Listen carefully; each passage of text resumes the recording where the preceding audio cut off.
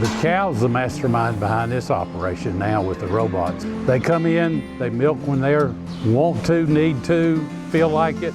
Right now we're averaging about 2.85 milkings a day, and that's better than what we were doing. We were just doing 2 times a day, so they're almost getting another whole milking a day in the 24 hours. It has increased the production 11 pounds per cow per day. First, we've got 2 sort gates here. This first sort gate will determine if that cow needs to be milked or not. If she needs to be milked, it'll let her into the holding area. If not, it kicks her back out so she can go get water, eat, lay down, back out to pasture or whatever. Once she's in the holding lot, then we have another sort gate, which either lets them out of the holding area or kicks them back in the holding area to their milk. So once they're in the holding area, they have to go through the robot before they can leave the holding area. They know where to go, they know where to go out, they know how to go in. Cow is a creature of habits and they learn real quick. The cow is milked consistently on her time every day. Comes from the robots to another 2,000 gallon tank on the other side of the creamery, and then we pump from it to the overflow tank or to one of the pasteurizers to make a product. And then we've streamlined our bottling facility. When I came back from college, we sat at the end of the milk tank for hours, bottling milk with a hose, 1 jug at a time. And to go to a 12-valve bottling machine where we can bottle 37 gallons a minute is pretty awesome from where we came from.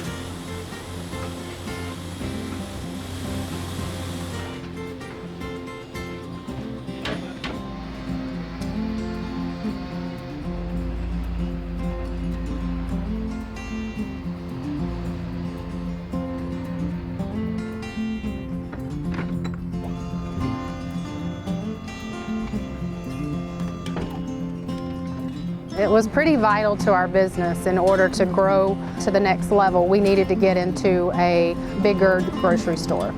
And it's an interesting story of how we got here. I went through the normal chain of commands and had not heard back anything. And one day I was actually in this very store getting salad off the salad bar for our delivery driver for lunch.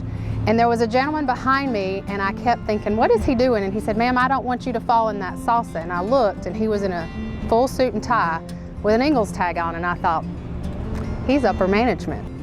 And my mom and dad have always taught me to be ready no matter what. Get up every day and be ready. You never know who's going to stop by. You never know who you're going to meet. Now granted, I am in a ball cap and barn clothes at the salad bar, and the manager was there that I know, and I said, I'd really like to sell milk in your store. Can you point me in the right direction? He said, that's our CEO. Do you want to meet him? And I looked down at my dirty boots and I said, I have to take the opportunity. And so I met Mr. Jim, the CEO of Ingles, and he is an amazing guy, and he was so for having a local dairy in their stores. And he said, what do you want? And I said, I want your 3 Anderson stores. Let's see how it does and see what can happen. And I'm happy to say we're now in 7 Ingles stores and hope to continue to grow this partnership. We're in the 3 Anderson stores. We're in Walhalla, West Union, Seneca, and Clemson. We have gotten feedback from customers in other areas saying, please bring it to Belton or please bring it to the store. And they're on our radar, trust us. We just want to make sure that we can supply that area with the milk that those customers are demanding when we go in. We're very thankful to be in Star and have the community support of buying local milk, and going into Ingles opened that market for us for consumers that didn't know who their dairy is in Anderson County. People show up all the time that maybe just live 5 minutes from us that said, we didn't know you were here. And I always say, you come to us, you don't go by us, because we're on a dead-end road. But this got milk in people's back doors, and we hope that they'll support their local dairy farmer, because as you know, Paul, the dairy industry has crumbled in this state, and we've really got to support our local farmers, not just dairy, but all foods that are grown locally, so that we have food grown close to us with easy access. Our business was founded on raw milk. What we discovered is people really like flavored milk, and so our idea is that we change our flavors every so often. And people sent the message that they didn't like it when Tigerfield left. They don't like the rumor that Holly's Kiss is going to be leaving. But I can tell you that we really work hard in our test kitchen to come up with really good flavors that we promise will satisfy the taste buds of most customers. And so as we change our flavors, just know that there's more coming. And I can give you a little hint. We're thinking about coffee, we're thinking about cinnamon, we're thinking about caramel macchiato and cinnamon toast crunch and other flavors like that. So I promise that we'll continue to bring exciting flavors from your local dairy. Bringing in Milky Way was so important to Ingles because, one, it allows us to bring a very high quality, delicious product into our stores, but also it's our neighbor. Okay, it's right down the road. That's a family business just like we are. They're fourth generation, right? We are the same thing. So we have a lot of parallels. They have the same philosophies that Ingles does, and they follow those same traditions, commitment and quality, and bringing something to the table that you want your own family to eat or to drink.